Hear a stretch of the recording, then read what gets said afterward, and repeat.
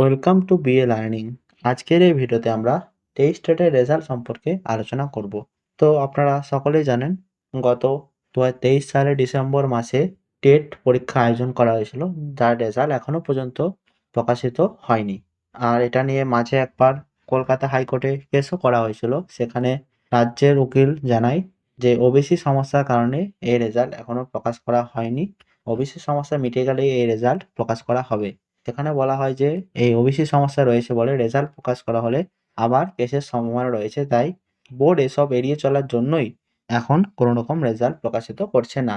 তো গত 28শে জুলাই যে সুপ্রিম কোর্টে ওবিসি মামলার ওপর রাজ্য সরকার যে 140টি জনজাতির নতুন ওবিসি লিস্ট পাবলিশ করেছিল, সেটি কলকাতা হাইকোর্টে স্টে পাওয়ার পর সেটি আবার সুপ্রিম কোর্টে সেই স্টে অর্ডারের উপর স্টে দেওয়া হয়, অর্থাৎ ওই 140টি জনজাতিকে বর্তমানে ভ্যালিড হিসাবে গণ্য করা হয় এবং এই লিস্ট অনুযায়ী রাজ্য চাইলে নিয়োগ প্রক্রিয়া এবং ভর্তি প্রক্রিয়া চালিয়ে যেতে পারবে বলে আদেশ দেওয়া হয়।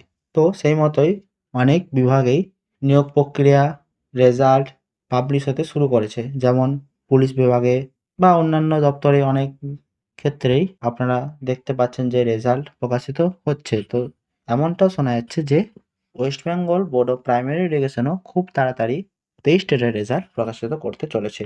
তার জন্য হয়তো বোর্ড থেকে খুব তাড়াতাড়ি ওবিসি আপডেট করার একটি উইন্ডো ওপেন করা হতে পারে, এমনটাই শোনা যাচ্ছে। আর রেজাল্ট খুব সম্ভবত আগামী 13 বা 14ই আগস্ট প্রকাশিত হবে বলে জানা যাচ্ছে। যদিও এই খবরটা সম্পূর্ণ সোর্স ভিত্তিক, কোনো অথেন্টিক খবর নয়। এই খবরের সত্যতা যাচাই সম্পূর্ণভাবে করা হয়নি। বিভিন্ন মহল থেকে এমনটাই শোনা যাচ্ছে, তাই আপনাদেরকে আপডেট দিয়ে জানানো হলো।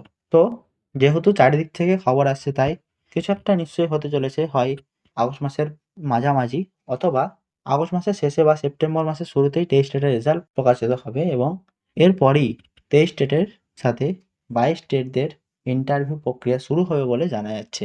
তো যারা টেস্ট টেটে পাস করবে বলে মনে করেছেন, তারা অবশ্যই ইন্টারভিউর প্রিপারেশন শুরু করে দিন।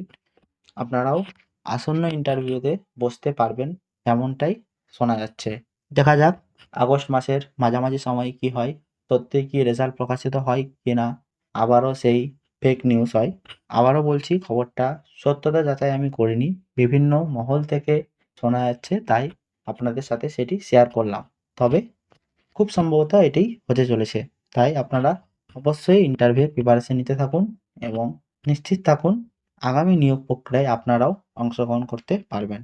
তো আজকের এই ভিডিও এ পর্যন্তই। ভিডিওটি ভালো লাগলে একটি লাইক করবেন এবং চ্যানেলটি সাবস্ক্রাইব করে সাথে থাকবেন।